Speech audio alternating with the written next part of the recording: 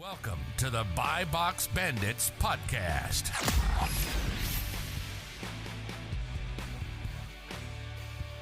All right, what's up, everyone? Welcome back to the Buy Box Bandits podcast. Today we have a repeat guest who's grown his business a lot since we talked, I think, last October and November. John from Side Hustle Experiment. We're excited to jam on transitioning from being a bookseller back in the day now to being mainly online arbitrage, plans for the future and all that. So, John, thanks for joining us. Thanks for having me, guys. Sweet. Okay, you want to take us through, like, numbers-wise, where you were when we last spoke and where you are now? Sure. I don't even know when we last spoke, but I was guessing it was probably I was probably doing about like 20K a month in books and maybe like 10 or 20K online arbitrage. And one of my biggest struggles was kind of balancing books and online arbitrage. It just never worked out. I tried to not do books for a week and just do online arbitrage and vice versa. Just never worked. And I decided in July just to stop doing bulk books flat out. And then right after that, I did like 50K, next month 50K, the next month like 72. And then December we did 120. Well, so take the viewers through the different numbers and the margins for a book business and an OA business, right? Because they're drastically different. So I think there's context there as well. Yeah, the numbers are definitely different. So I think this was be controversial, but I think the numbers are actually similar. Just because yes, when you look at it in maybe like an Inventory Labs or an Acceleralist, it's different. But with books, the ROI is much harder, but a lot of people don't account for labor. You lose a lot of that ROI in labor. If, I could source $1,000 or have a VA source $1,000, it's not really going to cost me that much. But to have someone there for an entire week and pay a salary on that, a lot of that ROI gets eaten up by that. So and your warehouse too. You had the management, the overhead. headspace. Yeah. Paper management, headspace, recycling, equipment. It's so a lot of people if you're going thrifting and stuff, that's great, but you also, no one ever is just everyone's oh, I found $300 worth of books at a thrift store, but it's well, how long did you drive? How much did you spend in gas? Did you buy lunch? That gets eaten up pretty quickly. Yeah, and then it's kind of interesting how everyone we talk to, obviously including ourselves, that does books, gets out of it, and says they should have gotten out. Oh, I assume you say you should have gotten it out of it. Yeah. With the growth you're seeing now and such. And it's with the warehouse, even just getting other people involved complicates things. Obviously costs money, but it's just attention too, and it's necessary in many cases and such. You end up getting rid of the warehouse? I get the last day I have it is January 31st. I can't wait. Just cool. It's gonna be a huge reliever. And yeah, it's just a lot of headspace that a lot of people, that used to be the dream. You're a bookseller, then you go to bulk books, and then you either do wholesale or stick bulk books. But now it's totally different. No one wants to be a bookseller now. It's all about OA and there other stuff in your warehouse right now? There's a couple of things that I just have to get cleared out. I've had books there for probably 6 months. I just need to get recycled. But I'm doing the last and final clean out, so I want to make sure I have all the books just ready to go and get rid of all that stuff. And then just some tables, and I sold all the equipment. That was one of the biggest things for me, was I was really struggling with OA, so I just kept going back to books, and I was I just can't do this anymore. Just has to be OA. So I sold all the book equipment, so I had no choice but to do just OA. Now it kind of was the big driver. It's well, this is it. You can't really do anything else. Yeah, so let's hang out there for a minute. You said you struggled with OA. What sort of sources and sites were you looking at? What was your approach? And what do you think was the main component to why you struggled early? I think that's something that can resonate with the listener who is maybe in your same position, struggling to find a couple $1,000s in profit when they sit down. So what was your experience? Yeah, so I think one of the big struggles was I don't know if it's necessarily a struggle, but it was just you just don't know anything. It's and part of it was I'm good friends with you guys and I'm seeing you guys crush it, and you're sourcing, you're oh, I found $2,000 profit an hour. I'm I can't even spend $2,000 in like a week. Like, I don't know like what I'm missing. And then like surely, like if you just put in the work, I think that was the big thing I was struggling with. Like I thought I was running an eBay business, merchant fulfilled books, FBA books. It's like, oh yeah, I'll just like lop on online arbitrage, like no big deal. And like it just takes a long time to learn. And I think, yeah, you just have to put in the work. And eventually, I would say for me, I started with media because I was doing that for like used. So I would think if you start with something it's definitely a lot easier. And I think you just have to know that it's going to get better. And in my case, I had to remove all options so I couldn't do books. So I think that's kind of like a key too. Like if you're trying to do other stuff or have eBay or kind of on the fence, like you just have to kind of go all in and kind of invest all your time. And so tactically, how were you sourcing in the beginning, and how has that kind of migrated and shifted to how you source now? So I know this podcast is sponsored by SellerAmp. So if Miles wants to plug it now, he could do that. Yeah, get a free trial. The SellerAmp, selleramp.com. So one of the biggest differences, I definitely was SellerAmp. So when I first started, this was like almost a year ago, tactical arbitrage was the big thing. Like, oh, you got to run searches, but like you just can't do Walmart. You got to get creative with it. So I was doing a lot of TA. I was buying a lot of stuff from Walmart that was in TA. So that stuff would kind of tank. And then it was just kind of like, hey, you guys got to do it manually. And that was really a pain in the butt. And then I think I saw it was Warner. I like texted him. I was like, what is this SellerAmp thing? He's like, just get it. And so I got it. Right. And then I started using that. And I was like, okay, like this makes reverse sourcing a lot easier. So then I started doing that. Then just kind of then I really just specialized in apparel. We sell a lot of apparel. We're kind of like branching away from that. But I mean, I think focusing on one thing and maybe like 5 or 6 stores was kind of different. I think when I first started, I would see people on Instagram or just see emails like this store is having a sale, that store. I would just like jump around to all these different sites. If I just like was like, okay, these are the 4 or 5 things we're shopping or the sites, and like we're just gonna shop and they have sales or just look at them or get really good sourcing that. I think that was kind of like the biggest difference. So just putting in the work manually, reverse sourcing, I think that was kind of like the biggest, and networking too. And for people who are listening, why a lot of the automated stuff doesn't work as well is because a lot of the beauty in arbitrage, a little bit more sporadic, is stuff where maybe the title isn't correct or the picture isn't correct. Or for whatever reason on Amazon, there's multiple listings for the same item, which happens a lot more than you think would. And naturally, the UPCs aren't necessarily going to match in the way that an automated system would want them to pick that up. The same way the titles, pictures, if it's going off that as well. And when you're focusing on reverse sourcing, you're not going to miss anything, because if you pull up like a reverse search in SellerAmp, you're going to see everything that seller carries, and you can filter down purely based on velocity and stuff that already meets your criteria. And that's what compounds long term, and that you can only scale with an automated thing so much because you're going to miss a lot of that. But stuff you find manually tends to be a lot more profitable over the long term. Yeah, and I think a lot of people too, like I get a lot of questions from beginners like, oh, should I get tactical arbitrage?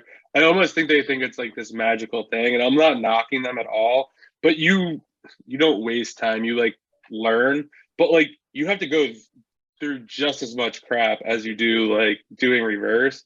Like it's not like everything that thing spits out is gold. Like a lot of it's the same thing. It's mismatch, not the right title, not the right size. So I found myself spending about the same amount of time that I was like. I think that's just generally speaking one of the big misconceptions about tactical arbitrage is that a lot of people think it automates the process. It just makes it more efficient, right?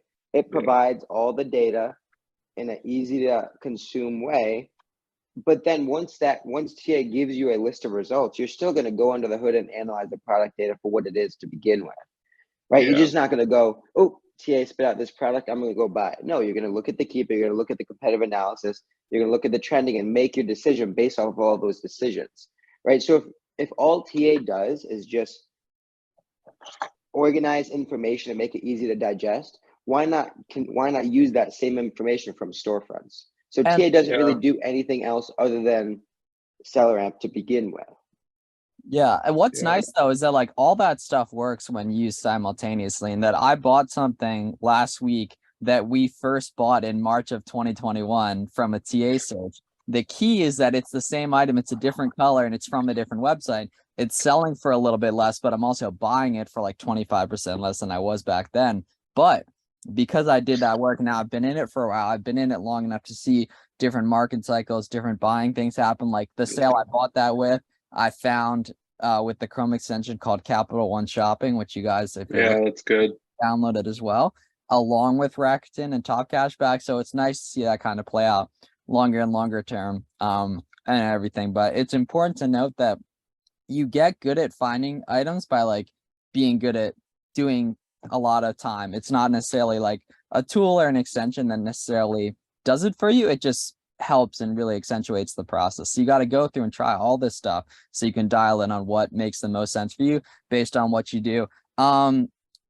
You mentioned it right at the end there, the networking piece, though. We've talked about this last time. We've all been doing the content for a while, a couple years now at this point. So you've always had leverage if you ever had questions for anyone else. But can you kind of dial in more and more about the value you see in that? Yeah, so that was kind of one of the big changes this year that I did with networking. I try my best to post like once on Instagram, do a day, doing 3 YouTube videos a week. And yeah, I think just from that was one of the biggest differentiators in Q4 for me.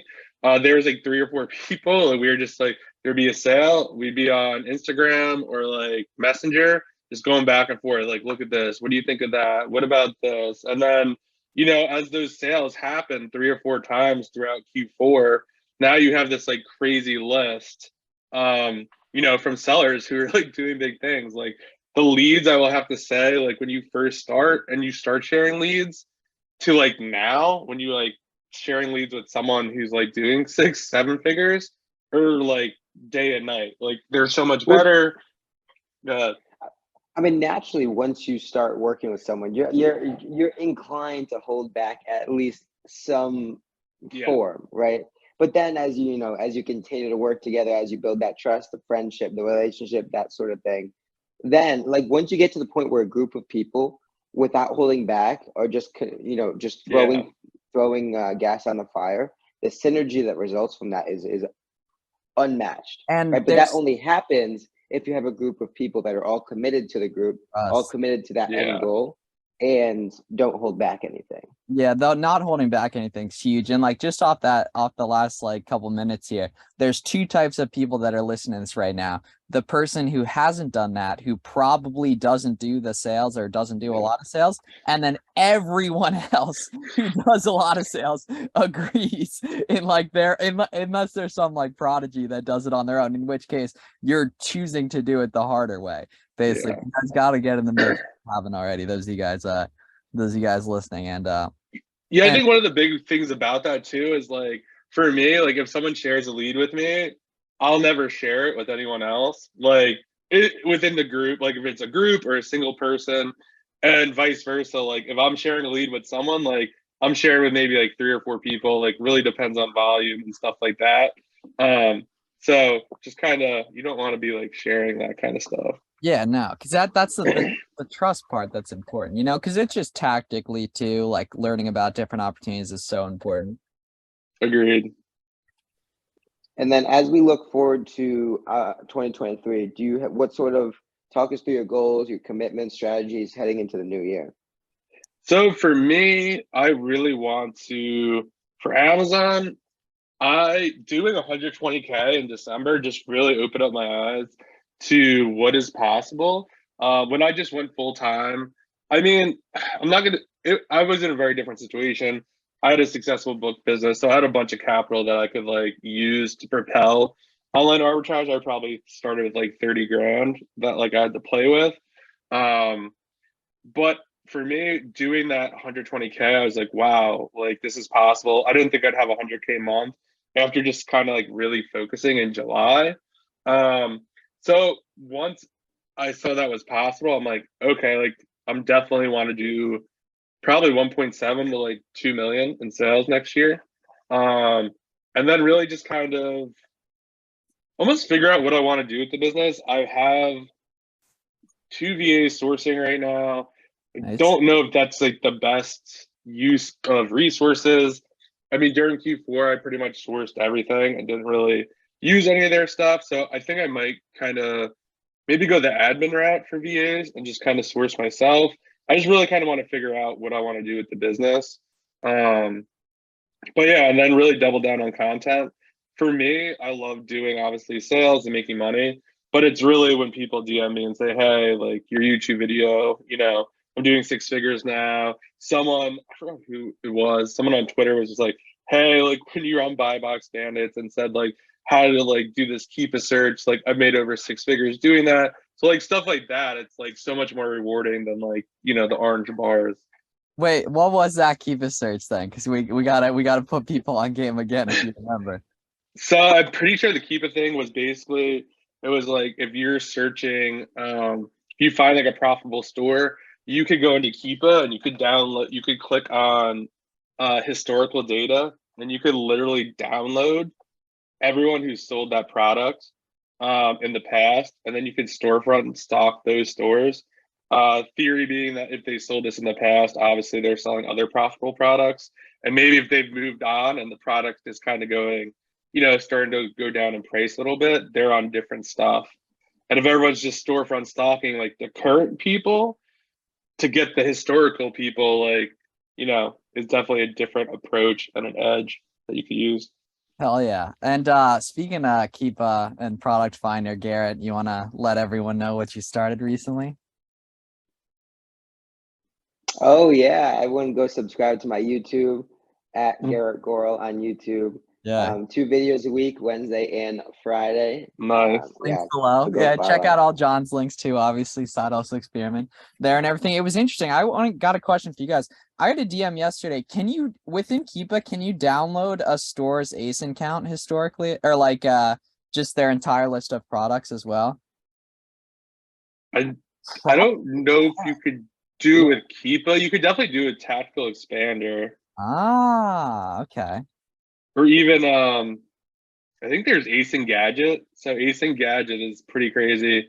You could literally take everyone on the listing and download all the ASINs that they currently are selling, in kind of one click, and then you could kind of go through that or run that through Keepa. I'm not Or familiar with Yeah, that.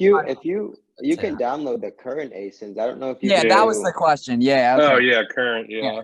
Yeah, because I mean historical, like even on anyone that's doing like significance, you're gonna have a ton of ASINs. You're gonna like if it works for the current, like you'll find a lot. Yeah. Yeah, I mean, if you just take their seller ID and plug it into Keepa Product Finder, you can just That's export what I the thought. CSV. Yeah. It's a question. It was a good question. Yeah. So cool. Okay, that's nice and light right there. So you're pretty cool with OA moving forward. Yeah, I'm so mad I didn't start it sooner.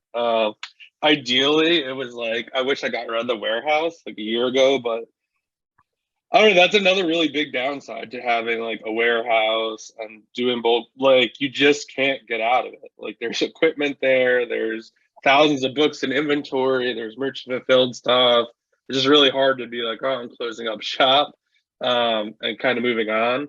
But yeah, I mean, I'm really excited for OA. I just Probably a ton really, more time, right? yeah, I get so much more time as it kind of grows, and I get like more ASINs and replens, or just see more sales cycles. It's just much easier to buy, and kind of move things forward. And I think it's just really becoming, more comfortable spending money and just kind of letting it rip instead of just kind of going really small, at first. And yeah, I honestly think it's probably the best business model. A lot of people are asking, should I start with books or OA? I used to say books if you don't have capital, but I don't know. Now I'm kind of thinking like, just get started with OA. Like, why start? Like, books isn't as easy to start. Like, you still have to get like Scout IQ. You have to get, equipment. Like, it's really hard to do without a scanner or, a Dymo, because you're doing lots of volume. So I almost think starting with OA is almost like your better bet, and just kind of build it slow. If you need That's something capital, that we used start to. with OA even more. like, because you need capital. So you need to be able to make capital quick. True. You were saying, Garrett? Yeah, I was gonna say, that, I mean, we always used to tell people to start with books. Yeah, I don't even know why, dude. We just had limiting beliefs around because you see these like, dude, you tell like a 19-year-old to buy something, he just buys it. Like he just makes money. Like the world hasn't beaten him down at all through 20 years of work or whatever. Like they just do it. Like they don't think like oh no, what about getting ungated? What about XYZ? No, they just do what you say. They make money naturally and stuff. So yeah, start with OA. There's no reason to do. Books will always have a special place in our heart, but just get going. Yeah. And I think too, a lot of people are just like, oh, like, books is so easy to start. You can get them for free. And like, while all that is true, like the logistics behind that are much more difficult. Like, Yes. than, unless you have a family of like 50 people who just have books laying around, it's not as easy. Which As everyone makes it to see. yeah, take advantage of all those competitive advantages, which like pretty much everyone has something. Along with that, like it's another interesting angle, kind of going along with that, is that so many people know a person who owns a restaurant. And that's like such a good way to learn like local wholesale suppliers and such. Like pretty much True. everyone. Like I think if I went deep enough, like I could reach out to someone I know that owns a restaurant. But a lot of people know someone like close, especially adults know someone close, and that's like such a good way to learn like local wholesalers and such. But I want to give a shout out. You have like an hour-long seller amp video, which is so fire on YouTube. So anyone who hasn't checked out like this and John, you want to learn how to do it, that's such a good video to go watch on Josh. Thank you. Yeah. Damn, so no warehouse. You'll just be pumping from the crib from now on? Yeah, I'm going to try to do like, so Q4, I prepped everything myself and Ooh, it okay. worked, but it was brutal. But Like, you gotta do it though. You had to do it yeah. to see what you can't now unsee. I feel the exact same way. So if I had to do it all over again Q4, there's like obviously some sales that started October, early November. I would double what I spent then, send it all to prep, and then have it get to like Amazon and be all ready by Black Friday. Instead, I shopped those like sales. They did it like 4 times in Q4, 5 times, like 4 or 5 different times, and bought a little.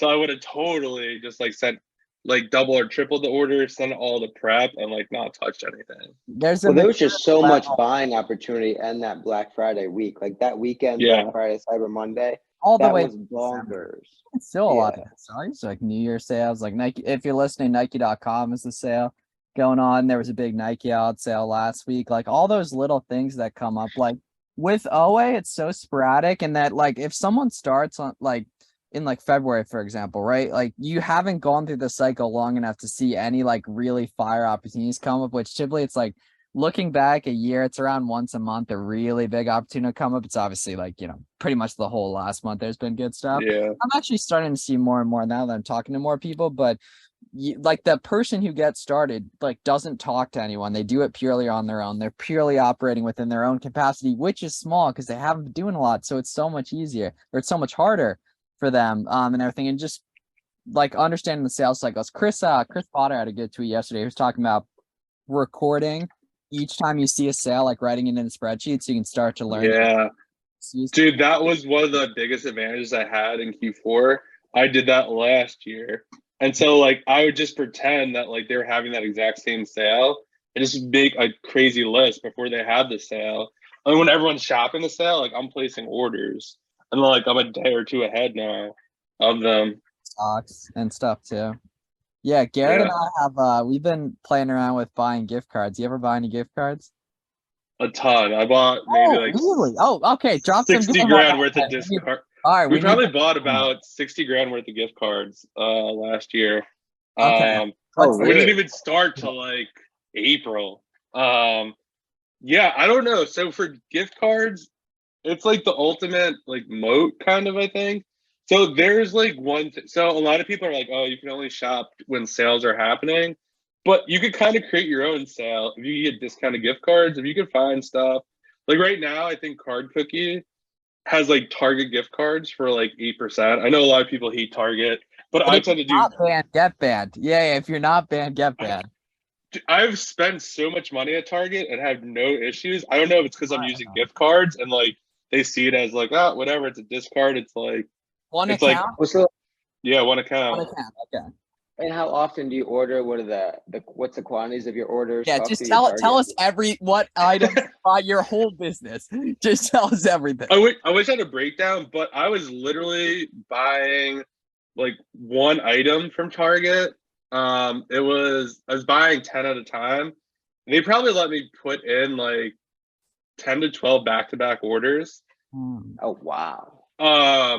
Like So the Target Lego is stuff, blessed. like I was doing maybe like 5 back-to-back orders in like the morning, maybe another 5 in the afternoon. Obviously, like it all depends like on your I know people who like put in 5 orders and like they're done. I don't know if it's like my Yeah, account or either what the way. deal is. Yeah. But yeah, there's some other stuff I went really hard on and like I got really scared. I'm like, I think they canceled one. I'm like, oh, it's over. But they just like ran out of stock. I feel the I was like, okay, like I'm not gonna buy for like 2 days and like take a little breather here. But I mean, discounted gift cards are crazy. They're always running specials. Like Black Friday, I think. So the main ones are like Card Cookie, Card Cash. Rakuten has gift cards, which are nice because they give you the cash back like right away. There's another one. I can't think of it. But yeah, so for Card Cash, that's like one of the better ones because you could get a rep if you spend enough money. They'll give you a rep. So like Q4, I was like, hey, I need like 10K worth of gift cards from the store. And they literally just send you a spreadsheet and you're saving like 5-10%. I mean, that's a huge thing. Like stack that on top of, a store that is doing 20%. Now you're getting the thing for a third. I mean, that's a big moat to build around. So I think like it was like, oh, like everyone's like everything else, like don't talk about gift cards or whatever. But people are lazy. Like it is an extra step. It is a pain to like if stuff gets canceled or whatever. But if you just get down to it where it's like, you find stores that don't cancel and it's just like, this tends to work out. And I really do think using gift cards instead of credit cards is almost equivalent to like PayPal checkout. I've never had issues with like, ordering. I don't know if that's why like all the back-to-back Target stuff worked. If they were like, hey, this is guaranteed like Target money, like there's no issues here. Like someone bought these gift cards prior and like whatever. But yeah, I do think that. And yeah, some of the like they always have sales where it's just like, hey, take an extra 5% off. Like, so even if they're only offering like they really do fluctuate. So for example, like Target during like Q4, you can only really get like 5% off. But it's like, why would you want to pay 5% extra? Like if you get 5%, like why do it?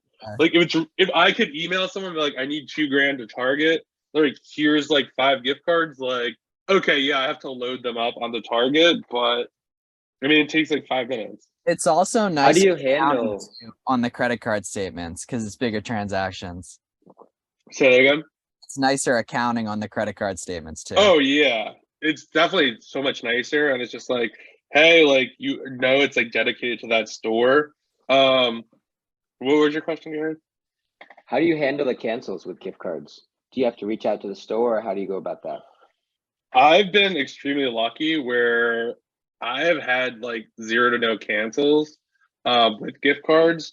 So I know for like Target, like you could add, so one of the big things you could do with Target, so instead of at the checkout, just adding, so what I used to do, because I had no idea, is like I'd have a spreadsheet of gift cards. And so when I went to check out, if it was like, let's say it was $500, I would be like, okay, I have a $200 one. Let me add that to the order. I have a $100 one. Let me add that. So instead, you could go into your Target account and just load gift cards. So now you just have one balance. So like you have like $3,000. So then like if something gets returned, they just drop it right back into your balance. Oh, that's clutch. Yeah, that's fire. Yeah. So like I think Kohl's does the same thing. It really depends on the site. And you just also like a caveat to gift cards, you want to be like, I know Michael's, I don't buy that much from there, but you can only use I think 2 gift cards or 3 gift cards per transaction. I'll find out when they do it though. Yeah, you'll find out. Yeah. I remember I was so excited about making one of these buys. and I had everything lined up. It took me like an hour to put it together. And then they're like, you can only use 2 gift cards. I like screwed up the entire thing. I was like, shit. I did the same thing with Nordstrom recently. Dude, I found this really good. It was like midnight. I called Billy. I'm like, dude, like this is crazy. And then I load up a 50 ball in the cart, and then like, yeah, you can only do 5 porters, which is fine because I can just pump orders, but I didn't feel like it. Garrett asked corporate questions here, looking for reasons not to make money. What? Hey, let the cancels come, man. I'm joking around. You're asking a corporate question, looking Oh for yeah. not make money with it. Yeah, and everything. Yeah, and like I think like a lot of people get worried. It's like I've had the other day, one of the sites, like the gift cards wouldn't load. They just like refund you. It's not like a big deal. It's like whatever. And that makes it worth, or that small caveat once a month or once a week is worth it to be able to make Oh, for sure. an extra 5%, you know, on And sale. plus, if you're spending on credit cards like Amex and stuff, like if you're like, yeah, the site's screwing me over, they're gonna pull that stuff. You're like protected. Like I wouldn't worry that's a about good rule of thumb for everyone listening. You guys, it's a good rule of thumb to always be checking out through PayPal whenever possible, as well as checking out through a credit card. 1, it's added security. 2, it avoids order cancels, and 3, it's also unbelievably quicker to not have to type in your information. And so it should be a good rule of thumb for you guys listening that you always want to be doing PayPal and through a credit card if possible, and that would be adding your credit card to PayPal. Yeah, I was gonna say you can load all your credit cards through PayPal.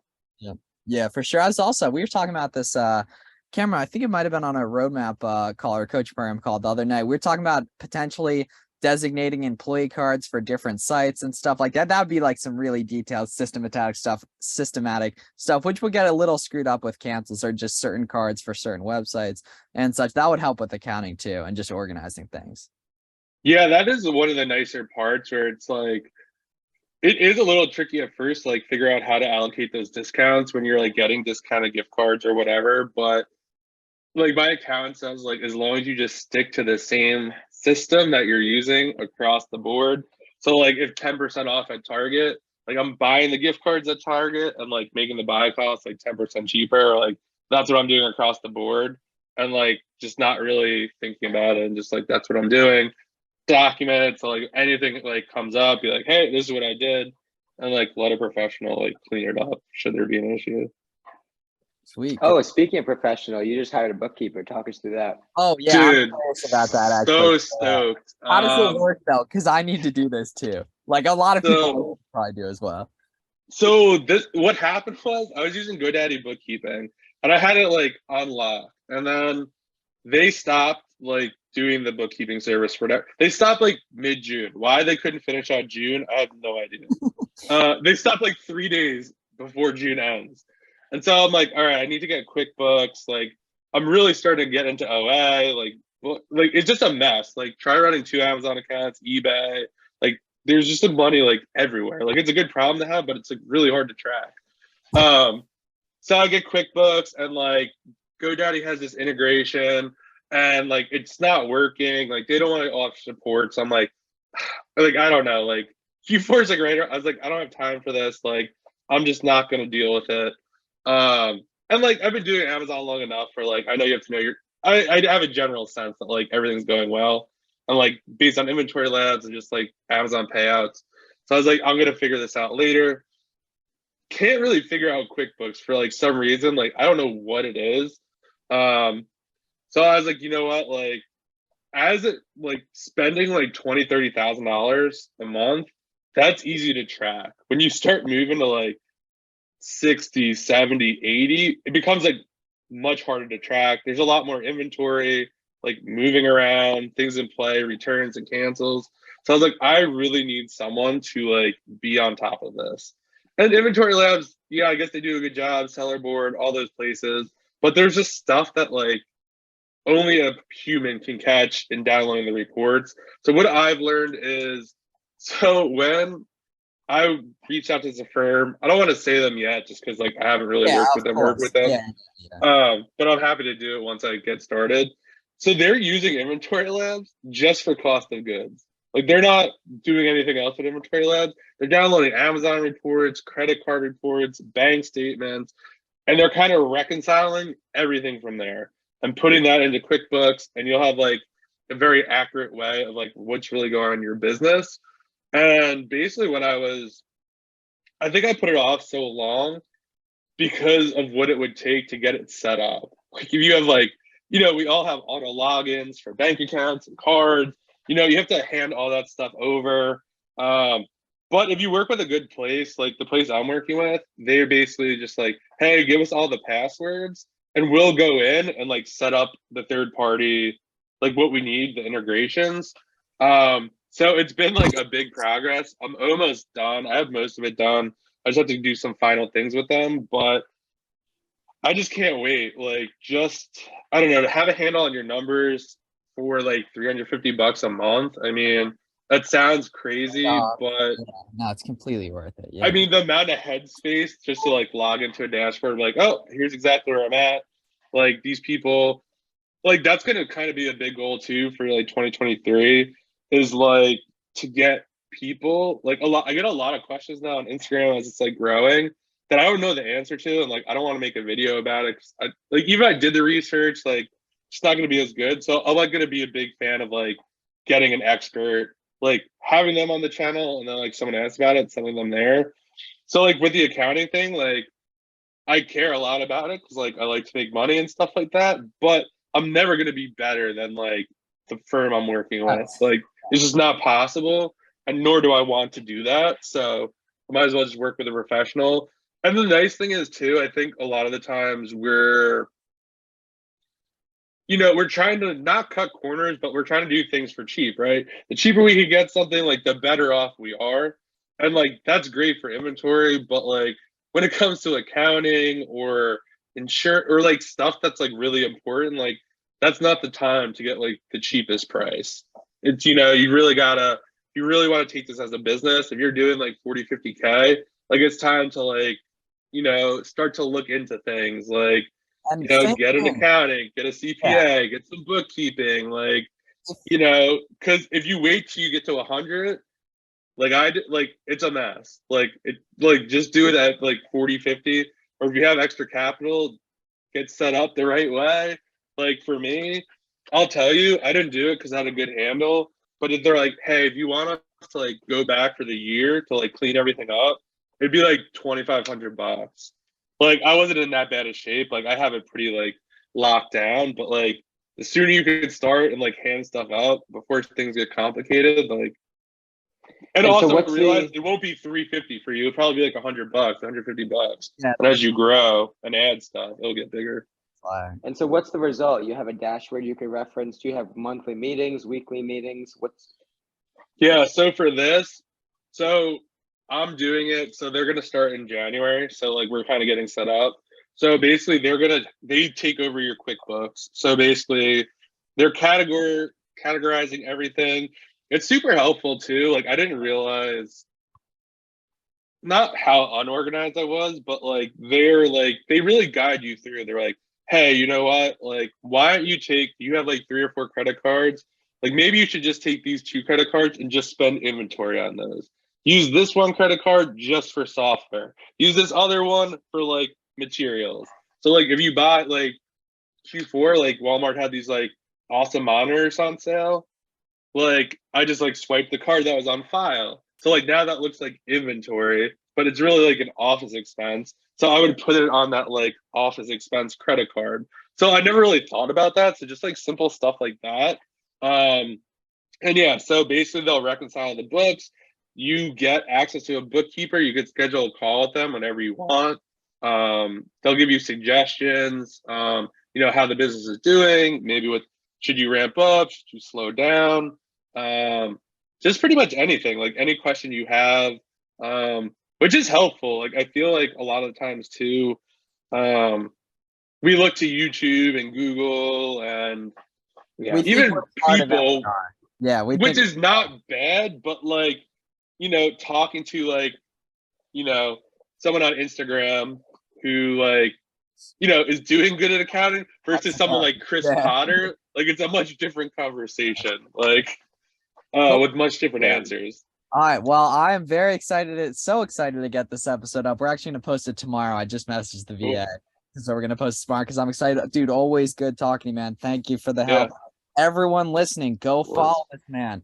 Instagram, Twitter, YouTube, Side Hustle Experiment. It'll be linked below. If you want to get a great seller amp tutorial, go filter. It's probably your most popular video, right? Or one of them, right? It's on the YouTube homepage. I kept that on the YouTube page. Oh, cool. Sweet. Yes, go check that out, man. Thanks a lot, John. It's always good connecting and such. Yeah, good connecting you Yeah, guys good too. stuff, Thanks for having John. me. All right. Yep. Take it easy, everyone. Thanks for listening. Go get a free trial seller amp. Go follow these guys. See you guys in the next one. Thanks a lot.